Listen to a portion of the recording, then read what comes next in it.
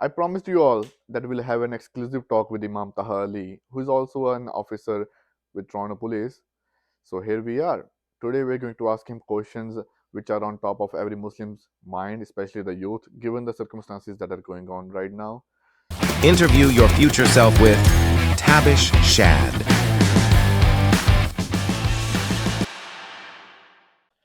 Taha sir, thank you so much for your guidance on becoming a police officer. In this session, we want to ask some questions about your volunteer work as an imam at Brampton Islamic Centre. The first time I saw you, and I got to know that you're a police officer as well, and you work as an imam in the Brampton Islamic Centre. I want to tell you that it inspired me a lot, right? So this is the thing. Okay, before we go into the questions, I want to know what inspired you to become an imam. So the first thing, I'm very shy to use the word imam for Okay, myself. Um, my job is to serve those who are around me and take whatever Allah has given me as a gift and as a responsibility, and to help others. So what inspired me towards service of others in the religious side was mainly seeing a lack of that in my own development.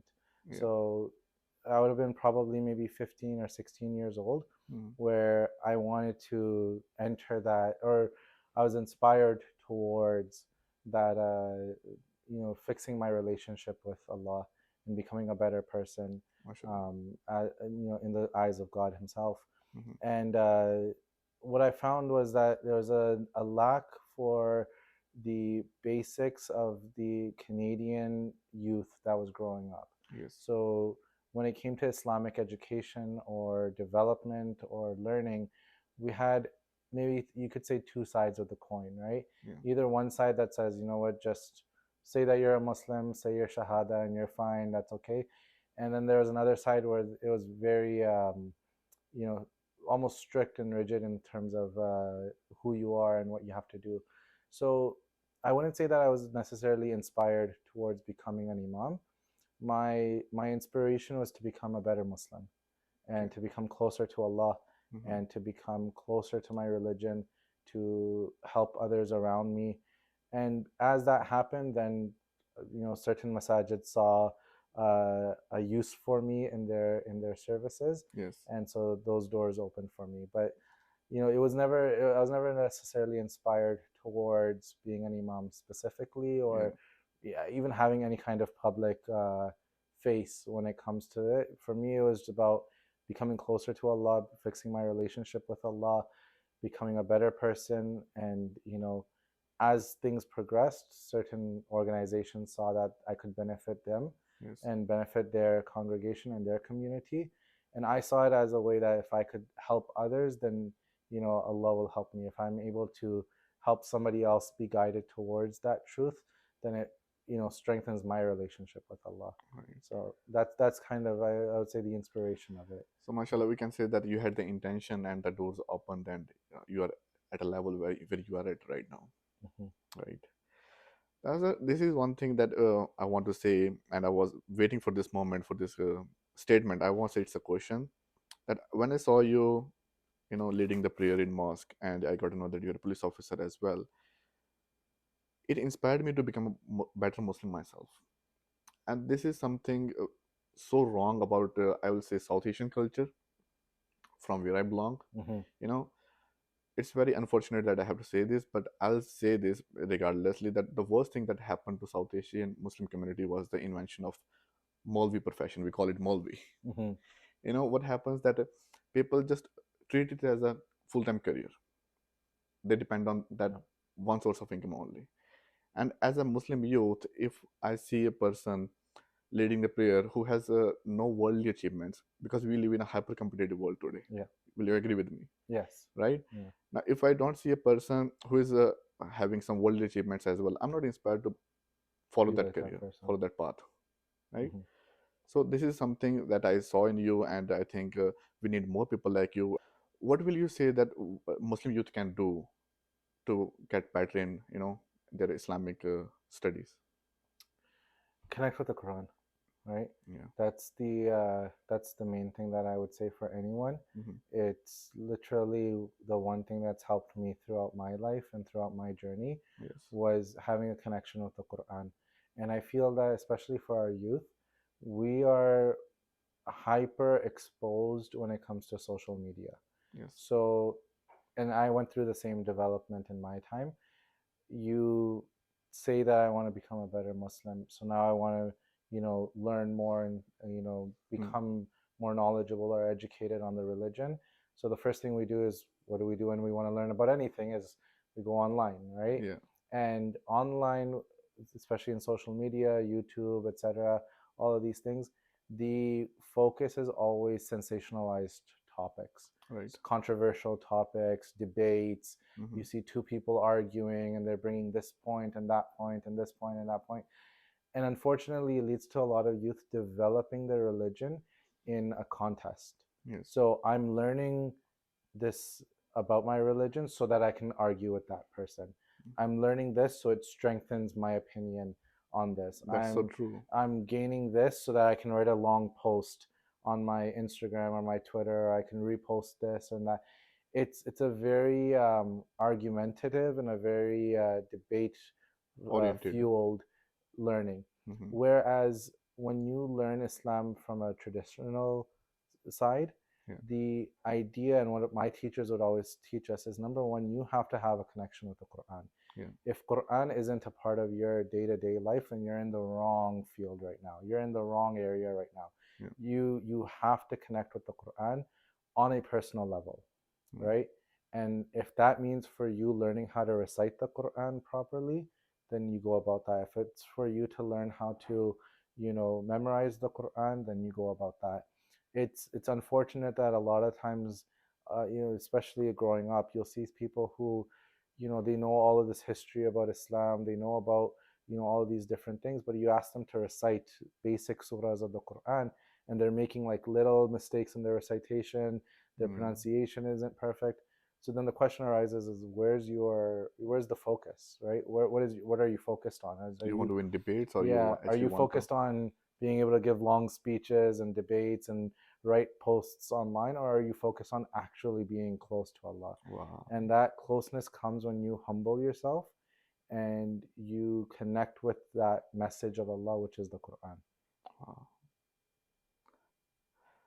I'll say that, sir, that this statement actually changed my perspective on Hmm. how to become a better Muslim, because somehow I was also about getting more knowledge, so that, Yeah, right, and, in that. and it's not a negative against anyone. Hmm. Like I said, I went through the exact same phase, Yeah. right? You go onto YouTube, you look up certain lectures, and then it leads you down this rabbit hole of debates and this sect and that sect, and oh, they believe this, they pray like this, they pray like that, Right. and it confuses the average person too, right? Yes. I remember one of my teachers would always say that the more knowledge a person has, the less they argue, right? Mm. So, and I saw it in myself where when I had only, a little bit, I was just YouTube learning, I would argue about everything, right? Because you look at the world like this with Yeah. blinders on. And then when I had the opportunity to study Islam traditionally, Hmm. when, I spent time actually sitting with teachers and, finishing my memorization of the Quran, finishing my Islamic studies, I was able, whenever, even when somebody would bring up a topic that was controversial, your knowledge has now grown where you can say, oh, I know why you feel that way Yeah. because of XYZ Situation. evidences. I feel this way because of XYZ. And I know that this issue isn't something that is necessarily going to make a big deal at the end of the day. Right. So I'm happy for the way you do things, and I'm happy for the way I do things, right? Right. I found that in myself too, my own development, where when your knowledge grows and you study with actual teachers of Islam, Hmm. that your opinion on Islam is a lot less rigid, right? You learn there are things that we don't compromise on, right? Yes. Belief in Allah, Fundamentals. beliefs in the finality of the Prophet ﷺ, belief in the Quran, belief in Allah's angels, belief in Mm. the day of judgment, belief in, the ultimate will being from Allah, that He decides everything for us. Aside from these tenets of faith, and aside from the 5 pillars of Of Islam, Islam. Yeah. most of other things are differences of opinion that Mm. have existed for the entirety of our religion. Yeah. And you once you learn about them, you learn how to accept everyone for who they are, right? Right. Right. Right. Yeah. Right. Thus, most people I see who lead the prayer in mosque, I see that they're confined to those boundaries only. How you're able to manage both things, being a police officer and being an imam? Yeah. So I mean, firstly, I'll caveat that by saying that when it comes to work-life balance, Yeah.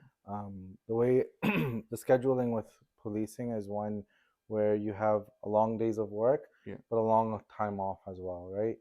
So because of that, every other Friday, Mhm. I'm off and I'm able to be in the masjid to give the khutbah, to lead the prayers. During Ramadan, I can take certain amount of time off to be in the masjid for tarawih and these Yeah. things. um, in my own personal life, I always wanted to have that balance. So I always wanted to grow as a Muslim Hmm. and grow in my uh, personal, if you want to say worldly life as well. Yeah. The main driving factor for growing in my religious life was that I wanted to become closer to God. Like I said earlier, it was never a goal of mine to stand on the minbar and give a khutbah. This is Hmm. just Allah opened a door for me and He found me useful in a certain service, and Yeah. that's why I'm there, right? And tomorrow He might find somebody else more useful than me, and it'll be the end of that, Alhamdulillah. right? So it's not. I have no connection to. I have no affiliation or connection or affection even to the position. Right. It's just that Allah is using me at this time for that service because He sees me fit to be used for that. Hmm. And if tomorrow somebody else is more fit, then they'll be standing there instead of me. Yeah. But growing up, I decided when I was in around grade 10, grade 11, that I wanted to finish my memorization of the Quran. I had tried when I was younger. Okay. As in our culture, a lot of times kids are like 6, 7, 8 years old and they've memorized the Quran. Yeah. I tried at that age and I wasn't very focused. I used to run away very Okay. fast. Okay. So, but then I grew up. I said, no, that was wrong. That was a big Mistake. opportunity that I Yeah. lost. Hmm. I want to fix that. And so I wanted to have my high school completed Hmm. before I did anything. So I finished my high school, and then I decided before I go to university that I'm going to take some time to finish my memorization of the Quran. MashaAllah. So I finished my memorization of the Quran. I was probably 17 or 18 at that time. Okay. So I was a little older than most of the time that you would hear of this. Hmm. But I finished it, alhamdulillah, and Allah Alhamdulillah. opened up for me that I could do Islamic studies at that time as well. Right. So I found teachers here locally that offered accredited programs in traditional studies Hmm. to study Islam on a traditional level and gain certain, if you want to say, qualifications Okay. within that field. However, I understood that that was not necessarily, like I said earlier, I never looked at it as a career, Hmm. right? It was my own personal passion that was driving me towards that. It was my own pursuit of closeness to Allah that was driving me towards that. Yeah. I never looked at it as something that would be a source of income for me, that would be a career for me. The two never actually crossed in my mind. I always Right. saw myself as this Working is as a. something I'm doing for my own development, Mhm. and my livelihood is going to be from somewhere else. Right. And the big inspiration for me from that was when we look in history, Yep. right? We look at our greatest scholars like Imam Abu Hanifa, like Imam Malik, our greatest leaders like Salahuddin al Ayyubi, Yeah. who their connection to Allah and their studies of the Islamic religion and their grasp of knowledge Hmm. was there, and then they had their own personal livelihood that they earned their money from, that they supported their family from, that they were able to grow from. And one of the things that I found important of separating the two and having success in both avenues Hmm. was that I wanted my religion and my connection to my religion to be unfiltered. Free of So, any financial motives. free of any financial motives, free of any organizational association, right? Wow. Because the reality is that if you work for an organization, let's say as an imam, full time, full fledged, you're an employee of that organization. Yeah. So you have to abide by certain protocols, certain things you're allowed to say, certain things you're not allowed to say, certain opinions you can and cannot have. Right. You're bound, because just like any other employee, right? Yes. I'm an employee of the Toronto Police. I'm bound by certain things that I'm allowed to talk about, certain Yes. things that I'm not allowed to talk about, and I didn't want my religion to have that. So my religion is mine, right? It's for me. It's my connection to God. It has nothing to do with anybody else.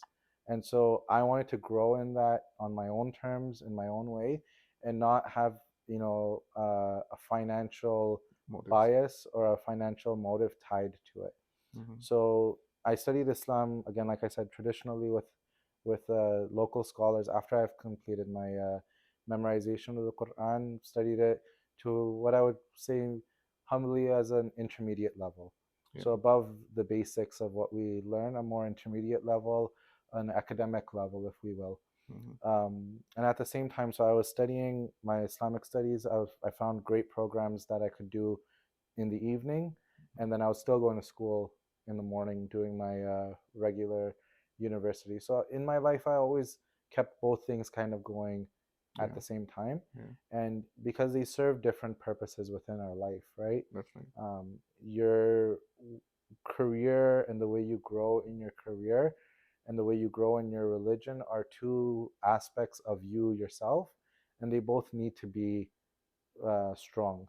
It's later on that when I, began giving more khutbas in the masjid, and I was used more in the masjid, and then it came to light that, oh, actually he's a police officer as well. Yeah. It's at that time that I myself realized the benefit of that, Yeah. where speaking to young people, for example, Yes. right, I could see myself in their in their shoes, saying, oh, this guy's just somebody they pulled out of a madrasa to come tell me about life. Whereas now I can tell them, no, I went to high school here, I went to that high school right there. You know what I mean? Like, I'm sorry to say, Taha sir, but that is the bitter truth. yeah, That we don't look up to our imams as our role models yeah, because they do not have any worldly success. yeah.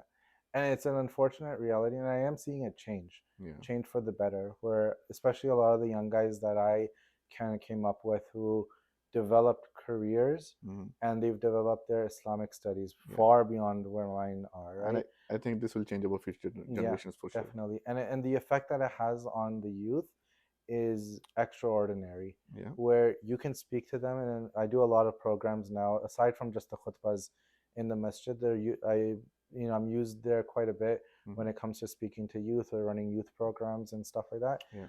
I can speak to them now on both levels, right? I know your reality, and Yeah. I know what it's like to be in high school, and I know what it's like to grow up here, and I know what our religion says, right? Yes. So you can balance both things at the same time, and it has a greater impact on the Right. person that you're speaking to. So I think our community needs to choose better imams for that role. There's points. Everyone has a a place where they're an expertise in, right? Yeah. I studied with traditional teachers, and I would never discredit the work that they've done for the society, but the time and the place that we're in right now, we have different needs. With different So needs. it's not that they necessarily did anything wrong, Yeah. because at that time there was no option of doing both things at once. Right. Right? We're fortunate that they created those programs Yeah. where, hey, you can come study in a traditional setting like I did, with traditional accreditations like I did, and you can do it with university.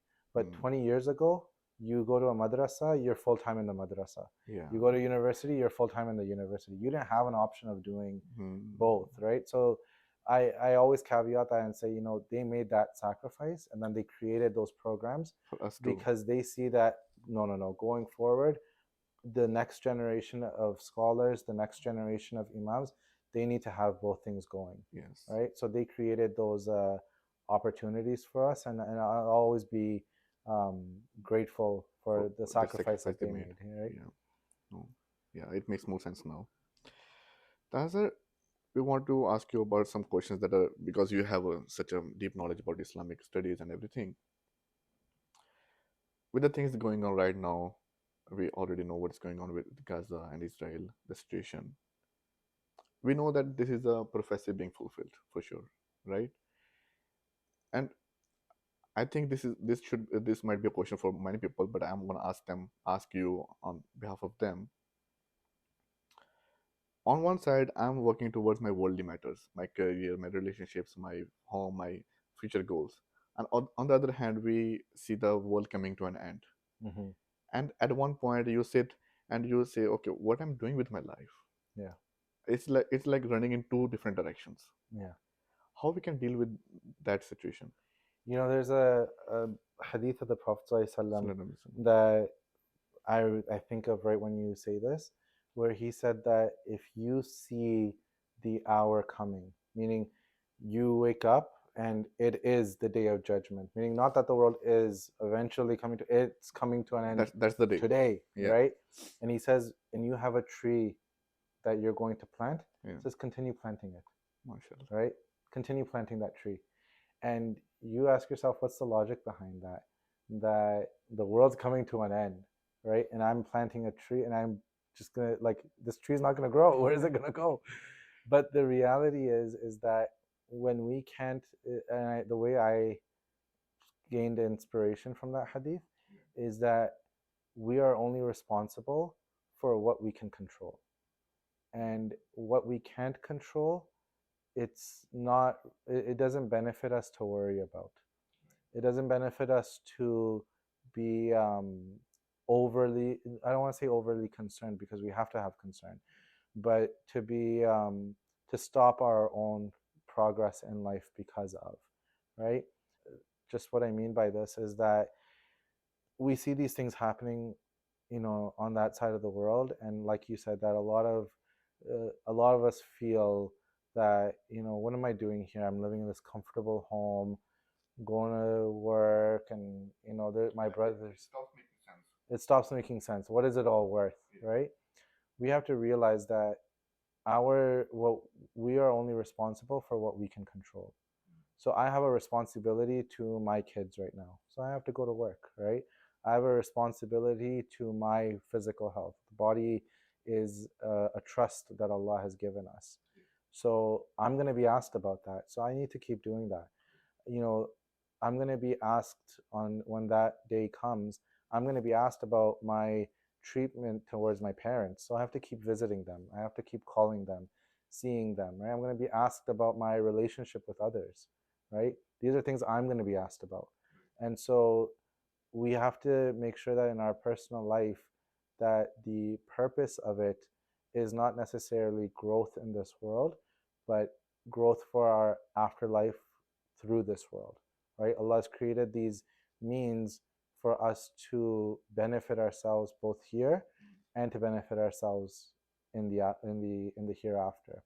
But it's, I think all of us kind of, and I think for me especially, one of the biggest if you want to say shocks that this type of a situation raises is how sincere and how genuine are we, right?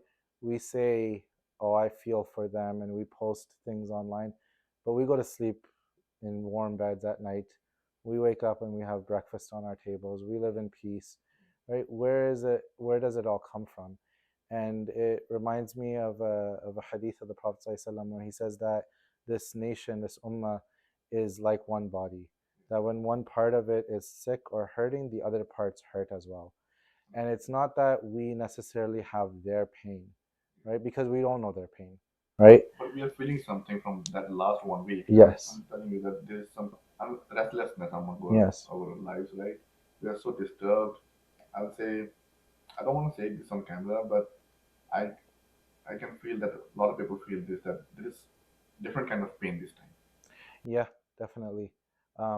I think even talking about it, both of us right now, our voices are going down a little bit. It's hard to keep a composure. There's two things that you can see that from.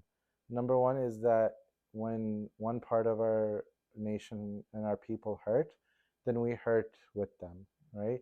But the other thing is, it's almost on a more beautiful level that we really are brothers and sisters, right? People in that world, you and I are from the Asian subcontinent. We don't speak their language. We don't have their last names. We don't live in their side of the world. We've never lived in their side of the world. We don't eat their food. We don't dress like them. We don't talk like them. We don't look like them. But they're still our brothers and our sisters, right? Like we see children there getting hurt. We see them as our own children, right? We see elderly people getting hurt. We see them like our mothers and fathers, right? And so I think the one thing that I've kind of gained throughout this last week was a reflection that, you know, as far as sometimes we feel we drift from our religion because of world, right? Because you got to wake up early, go to work, come home, kids are this is going on, that's going on, okay, get this ready, okay, go to sleep. And you wake up and you do it again. This has really shown us that inside of us, in that heart, there's still that iman there, right? And it speaks, and it's almost an inspiration for us. uh, there's still something in my heart there, there's still something there that connects me to those people, right? That we're still one people, right? And we need to take that pain and move it towards something that is productive and useful. And that's going to be different for each person. What does that mean? Is that you do what you can in your capacity and in your strengths. You do the best that you can using what you have.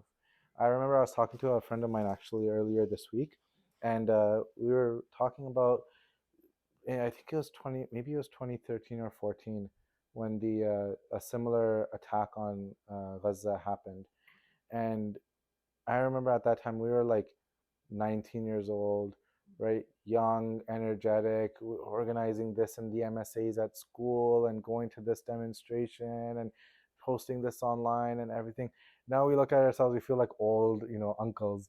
Like no energy, we're tied up with everything else. You can't even think of those things because you come home, all the kids are this and this needs to be done and that needs to be done.